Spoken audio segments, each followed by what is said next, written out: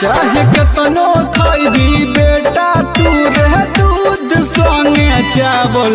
चाहे केतनो खैबी बेटा तू रह दूध संगे चावल। तू के करो नहीं, तू के करो नहीं उखाड़ल फूटा यादव जी के गारल। तू के करो नहीं उखाड़ल फूटा यादव जी के गारल।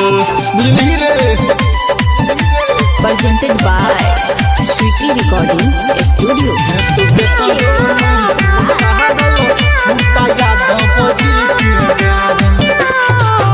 आहिर के होई छहिए गो अलग पावर रे। हम रहबे ओहिना जब तू ओड भी चादर रे। आहिर के होई छहिए गो अलग पावर रे। हम रहबे ओहिना जब तू ओड भी चादर रे। जतना फरबौल करी ओतना हेतौ नहीं रे फारल। जतना फरबौल करी हम ओतना नहीं रे हेतौ फारल। तू के करो नहीं, तू के करो नहीं उखाड़ल फूटा यादव जी के गारल। तू के करो नहीं उखाड़ल फूटा यादव जी के गारल। बुझला।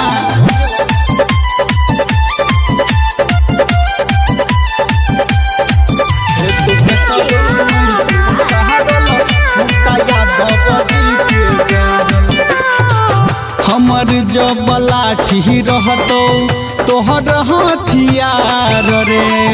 टूटतो अलंग तोहर फूटतो कपार रे।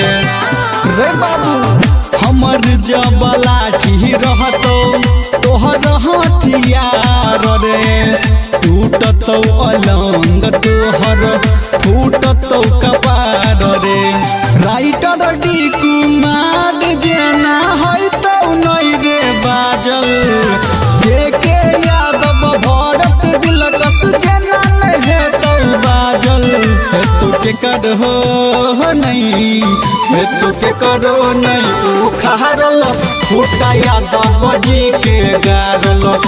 तू के करो नहीं उखाड़ल फूटा यादव जी के गारल। रे बाबू ज्यादा उर मत।